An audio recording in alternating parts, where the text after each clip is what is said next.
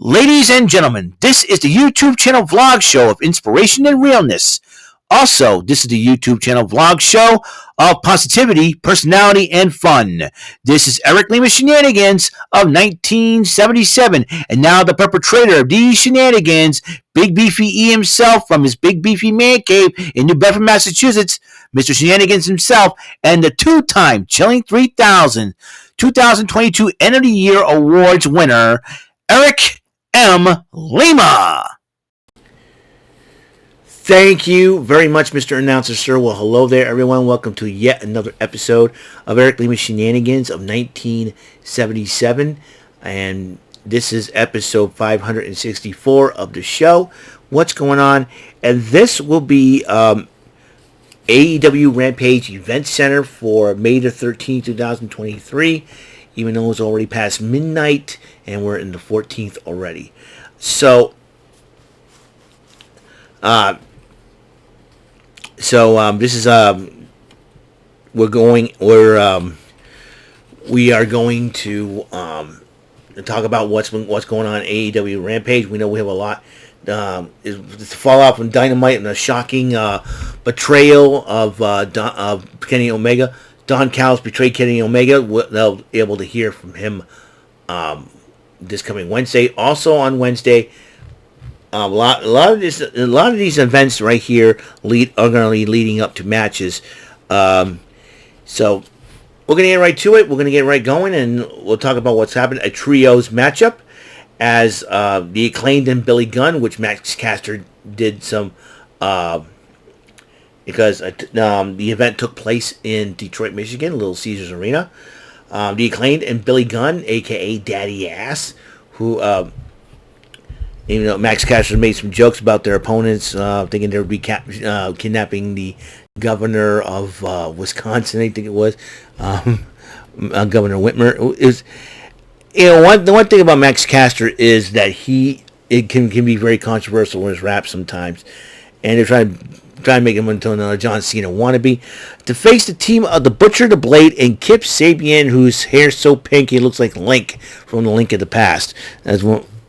So this was a heck of a matchup. And in fact, at one time, Butcher, Blade, and Kip Sabian decided to mock the Acclaimed and Billy Gunn with a scissoring thing. But in the end, though, in this great trios matchup, the Acclaimed and Billy Gunn ended up winning the matchup. So congratulations to those two individuals. And Team QTV, that's QT Marshall, or as I like to call him, QT Fire Marshall Bill, Aaron Solo, and the lovely Harley Cameron. And they were talking about All In England. They were making fun of the British people, and because of Haley's accent, they asked her, "Are you from England?" And she goes, "No, I'm Australian." And then Harley Cameron interviewed Powerhouse Hobbs and he says, "Well, I got to go.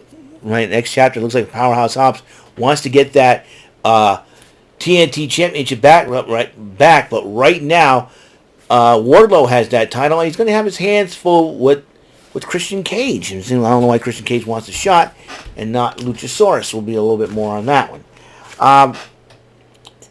Ladies action, one-on-one, Allison Kay, who's making her AEW debut against the lovely Toni Storm, another lovely Australian angel, as I like to call it, Aussie angel. Well, that's right, two Aussie angels in one night. Harley Cameron, Toni Storm on the same program. Well, that's near and dear to my heart. So gotta love the lovely Aussie Angels, and thanks to Ruby Soho and Saraya from the outside of the Outcast, Toni Storm picked up the win over Allison Kay, and they're going to be in a trios matchup this Wednesday as they team up the Outcast against the team of Britt Baker, the AEW Women's World Champ, Jamie Hayter, and former champ. In fact, all three ladies on the other side have held that title. Former AEW Women's Champ, AEW Women's World Champions Britt Baker, Dr. Britt Baker, DMD, and Hikaru Shida will team up with the current champ, Jamie Hayter, against the Outcasts. And the Guns are complaining about having no rematch, so Ethan Page is asking the Guns for help. And it seems like, yeah, they are part of the firm, so it seems like with Big Bill and Stokely Hathaway taken out and Lee Moriarty taken out of the equation, so Ethan Page has to go to the Guns for help. Action Andretti going one-on-one with one half of the NJPW tag team, New Japan tag team champions and New Japan Strong tag team champions of Aussie Open, alongside Mark Davis, Kyle Fletcher. And it was a heck of a matchup, but Kyle Fletcher did pick up the victory over Action Andretti. So, Action Andretti still young, and Action Andretti had Darius Martin watching his back. Tony Schiavone interviewed the Hardys and Brother Zay, and they were talking about how they were happy to eliminate the firm, but the Guns came out, interrupted him, challenged him to a 6-man tag, wanting Ethan Page. Matt Hardy says, I don't want to fight Ethan Page. You know what? Fine. I'll tell you what. If we win, we get Ethan Page's contract. There you go. I mean, shoes on the other foot now, Ethan Page. What are you going to do? So that's the case to walk away. Mark Henry interviewed Mogul Embassy. Now, Mogul Embassy consists of the Ring of Honor 6-man tag team champions Brian Cage, Khan, and Tony Leona, managed by Prince Nana, and with Swerve Strickland. And they were going up against the Dark Order, which would be none other than Alex Reynolds and Johnny Hungy, the Meat Man, John Silver. I like that guy. I'm a big fan of John Silver. And they were accompanied by the de facto leader, so to speak, of the Dark Order in Evil Uno. Probably taking over the spot for the late, great Brody Lee, God rest his soul. And did a lot of trash talking back and forth, and then Mark Henry did his spiel. Time for enough talk. It's time for the main event. And they had that matchup, tag matchup, with the Mogul Embassy winning the matchup due to the shenanigans of one Prince Nana. But then, after the matchup, Khan and Tony Leona decided to attack Evil Uno after the matchup. So a lot of post-match activities between both teams, with Mogul Embassy doing the damage. And then a double Samoan spike was hit on Evil Uno by both Khan and Tony Leona. Here comes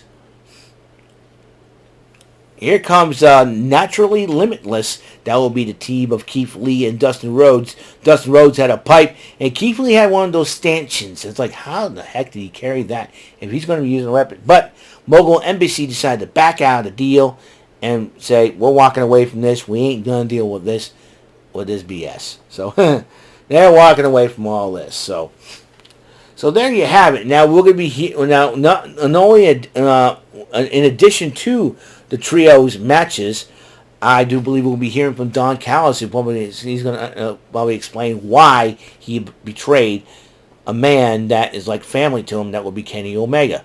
So I'm sure, I'm sure Kenny Omega is heartbroken, and I'm sure there's going to be a lot to stew on once we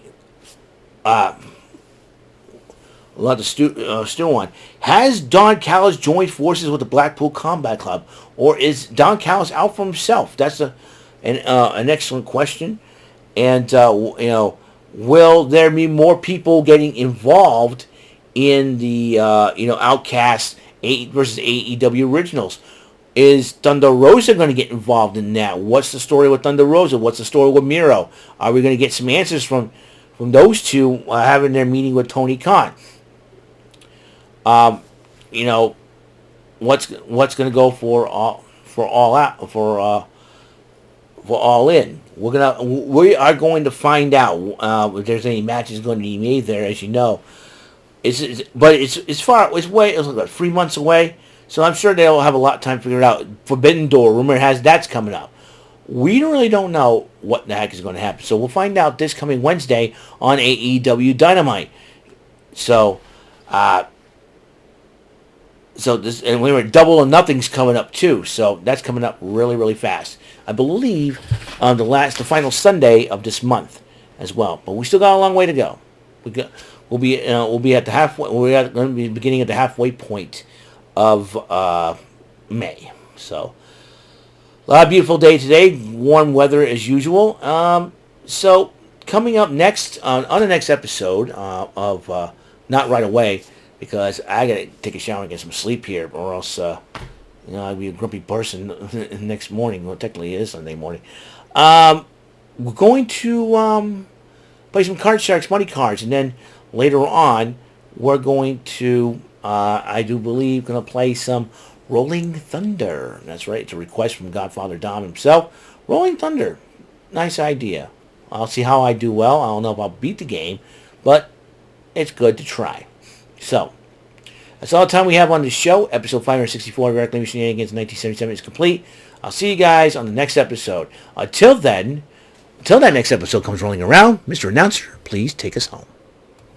That is all for today's episode of the show. This is Mr. Lima speaking for Eric Lima Shenanigans of 1977. A Big Beefy E, do it for Bob Saget production. And in association with A Sweet Bowl for Raving Dingleberries Telepictures and Distribution. Thank you for watching another great episode of Eric Lima Shenanigans of 1977. Until the next episode, goodbye for now.